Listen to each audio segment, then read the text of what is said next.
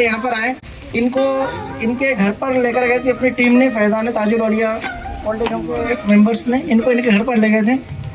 इनकी बहू ने इनको रखने से इनकार कर दिया, इनके बेटे ने इनको रखने से इनकार कर दिया, इनको ऑटो में जो लेकर गए थे वो ऑटो वापस कर दिया, सामान लेकर गए थे वो सामान वापस कर दिया।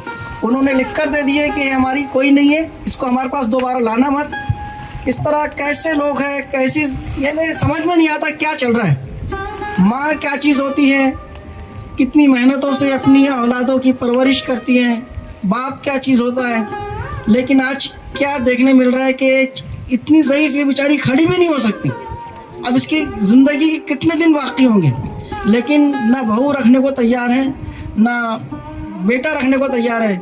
इनका कसूर सिर्फ ये है कि गालियाँ बकती है, गालियाँ बकती है और कोसती है, इनकी आदत बनी है, तो क्या करेंगे बेचारे। लेकिन ऐसी औलाद ना हो तो बेहतर है, लेकिन औलाद के रहते हुए आज इनको आश्रम में रहना पड़ रहा है, मजबूर है ये।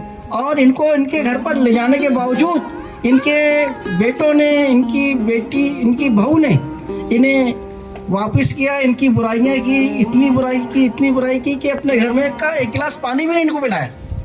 कितनी शर्म की बात। और लिखित रूप से दिया अभी? हाँ, और लिखित में ला कर दिया कि हम सब लिख कर देने को तैयार है, लेकिन इसको रखने को तैयार नहीं। अब दोबारा यहाँ पर लेकर मत आना। कैसे लोग हैं आज फैज़ान ताजुल औलिया ओल्ड एज होम, ऐसे ही लोग जो सड़कों पर पड़े हैं। हम नहीं चाहते कि कोई ज़ईफ़ इंसान होता है, हम चाहते हैं कि जितने ज़ईफ़ है जो सड़कों पर पड़े हैं, जिनका कोई नहीं, वो अपनी ज़िंदगी हंसी खुशी आखिरी ज़िंदगी के दिन यहाँ पर गुजारें। इसके लिए 15 साल से कंटिन्यू, 16 साल से कंटिन्यू मेहनत की जा रही है और अल्लाह का फजल व करम है कि आज 16 साल से यहाँ पर चूल्हा जल रहा है और ऐसे लोग अपनी ज़िंदगी जी रहे हैं। मेरे प्यारे साथियों, मेरा आपसे यही दरख्वास्त है, हम तो मर जाएंगे लेकिन अब इसको तुमको चलाना है, इसको तुमको संभालना है। हम अपने लिए नहीं बल्कि औरों के लिए जीना, ये कमाल है। आदमी की क्या है हस्ती जो किसी काबिल बने, वो जिसे चाहे चरागे महफिले रौनक बने। सच्चाई ये है कि इंसान जो इतनी मेहनतें करता है सिर्फ 2 रोटियों के लिए करता है, सिर्फ 2 रोटी के लिए, एक छत के लिए, यही सबसे बड़ी चीज़ है। और ये मोहब्बत, ये प्यार हमको हर इंसान से करना चाहिए, हर देशवासी से हमको करना चाहिए। मुझे उम्मीद है आप इस बात के लिए तैयार हैं। इतने धीरे बोल रहे हो, समझ में नहीं आया। तो इसके लिए आपको अच्छा एजुकेशन लेना पड़ेगा, अच्छी पढ़ाई करना पड़ेगा, अच्छी मेहनत करना पड़ेगा, ताकि अच्छी पढ़ाई करें, अच्छे बिजनेसमैन बने, अच्छे ऑफिसर बने, अच्छे कार्यकर्ता बने, अच्छे समाज सेवक बने और समाज में एक अच्छा नाम पैदा करें। ये मेरी आपसे गुजारिश है। देखिए 26 जनवरी जो है ना, वो रिपब्लिक डे होता है, यानी गणतंत्र दिवस।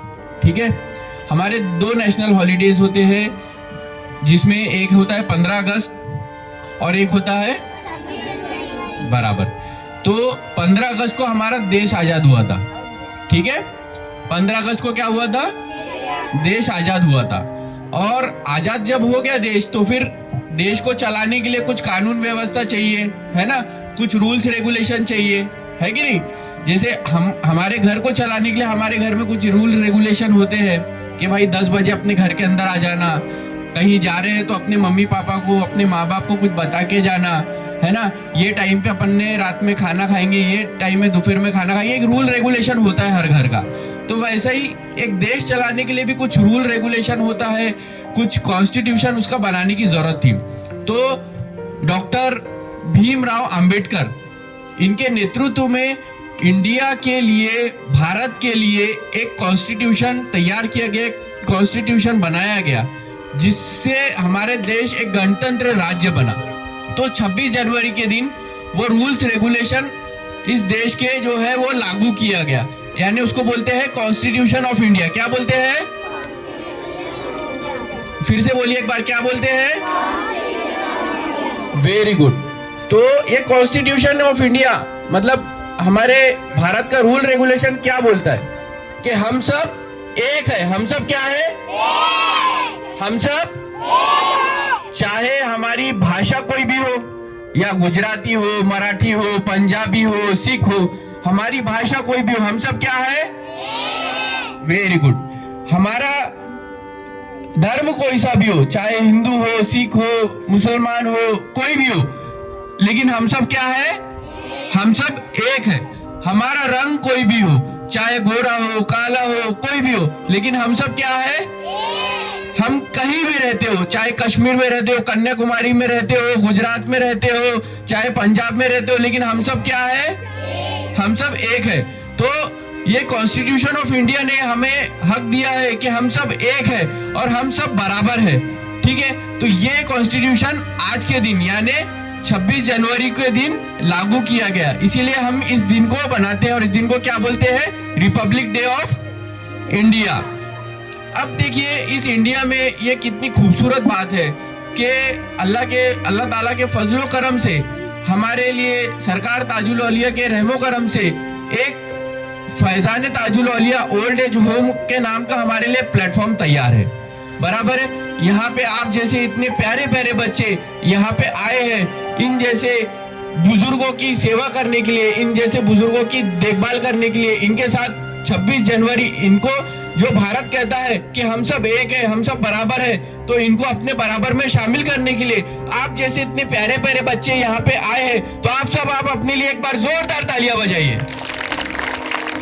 मुबारक है आप लोग जो इतने दूर से यहाँ पे इन जैसे बुजुर्गों के लिए यहाँ पे आए और इनके साथ में एक हम रिपब्लिक डे सेलिब्रेट कर रहे हैं, तो आप लोग भी बहुत बहुत मुबारकबाद। और मैं हमारे हजरत मौलाना इरशाद मौलाना साहब की बहुत बहुत दुआएं दिल से निकलती है और उनके लिए उनकी अल्लाह ताला उनके उम्र में दराज़ी अता फरमाए और उनके तमाम कामों को उनको खूब खूब आगे लेके जाइए। देखिए भाई, देखिए प्यारे प्यारे बच्चों, और यहाँ पे डाइस पे मौजूद हमारे मेहमान अतिथिगण और यहाँ पे मौजूद हमारे बुजुर्ग, ये जो काम है ये इतने आसान नहीं है, इसके लिए बहुत सारी कुर्बानियां लगती है। ये ओल्ड एज होम, कैंसर पीड़ित सहायता केंद्र, एजुकेशन अवेयरनेस, इज्तिमाई शादी, ये तमाम खिदमत खल्क का पैगाम देती है और इससे हमारा देश काफी आगे बढ़ता है।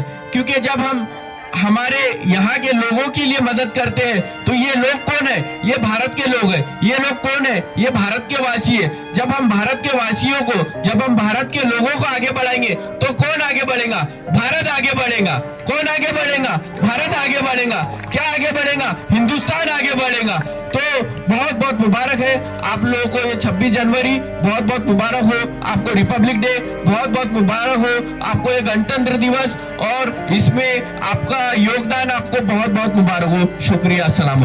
आश्रम में आकर इन लोगों के साथ जिनका कोई नहीं है उनके साथ खुशियां बांट रहे हैं ये बच्चे। सभी बच्चियों का मैं बहुत बहुत शुक्रिया अदा करता हूँ।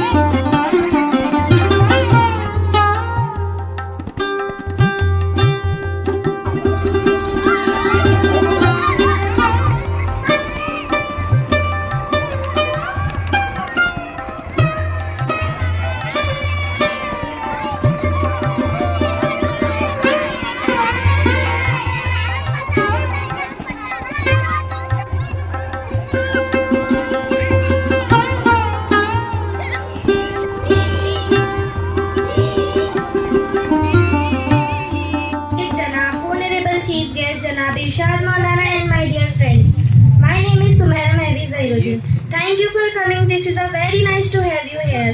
Our Madrasa Faizaane Tajul Aulia started on 2017 at January.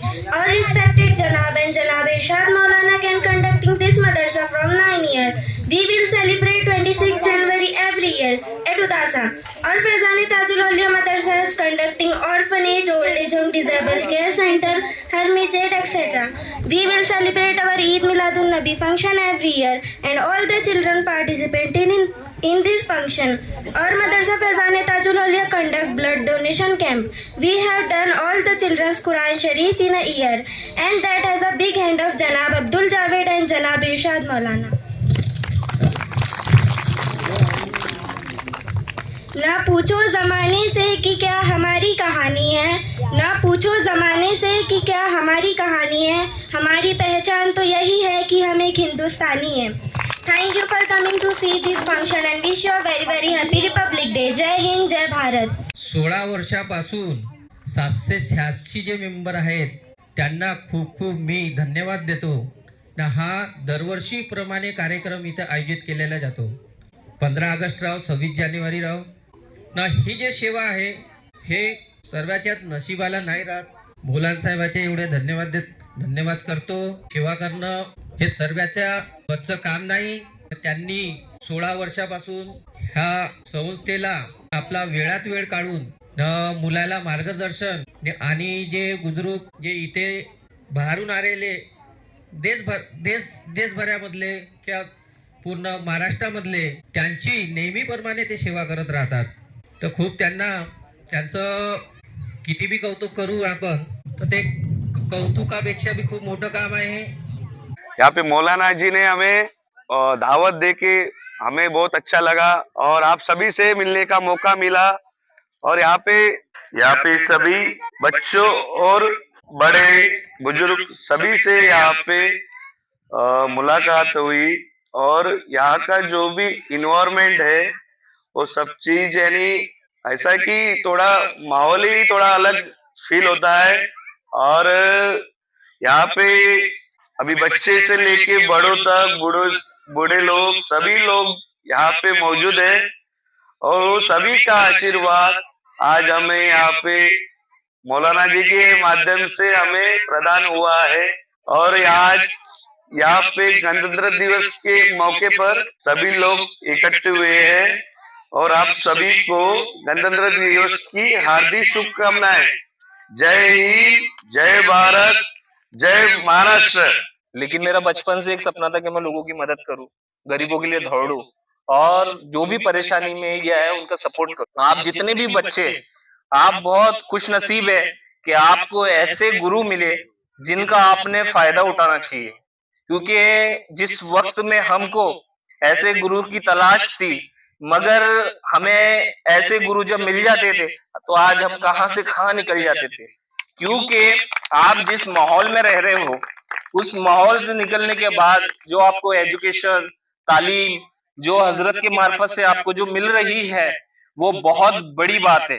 आप खुद अपने माशरे में देख रहे होंगे कि छोटे बच्चे 9 साल, 10 साल, 11 साल के बच्चे जो है ड्रग्स, गांजा, दारू और अन्य जो गलत काम है जो वो कर रहे हैं. लेकिन उन बच्चों से अपन कितने हटके है या नहीं? मेरी बात समझ आ रही है आपको? तो हम खुश नसीब है या नहीं है ना? तो अपने एजुकेशन का सही इस्तेमाल करो. आज हम लोग आस पड़ोस मोहल्ले या फ्रेंड सर्कल के अंदर आकर हम छोटी मोटी चीज के लालच में आकर अपनी जिंदगी को गवा देते. आज पिछले महीने नंदनवन परिसर की एक घटना है. 16 साल की बच्ची है. सगी माँ ने उसने एक नकली मामा यानी समझता है मामू, नकली मामू बनाकर अपने बेटी के सामने लाया. उसका रहना था राजकोट में. उसको एक आईफोन की लालच देने के कारण उसको बेच दिया गया. लालच बुरी बला है. आज सगी माँ ने 3.5 लाख रुपए में और एक आईफोन के लिए 16 साल की बच्ची को बेचे. एक मात्र 3.5 लाख रुपए और एक आईफोन के चक्कर में उसको बेच दिया गया. तो 15 दिन पहले हमने उसे लेके आया. तो आप किसी के भी लालच में आना नहीं. छोटी मोटी चीज के अंदर में लालच आ जाती है ना. अपने ही फ्रेंड सर्कल के अंदर में जैसे अपनी कोई सहेली हो या दोस्त हो तो अपन उनको बोलते नहीं वो लड़का बहुत अच्छा है, वो भैया बहुत अच्छे हैं, वो आंटी बहुत अच्छे. ऐसे बातों में हमको आने की जरूरत नहीं है.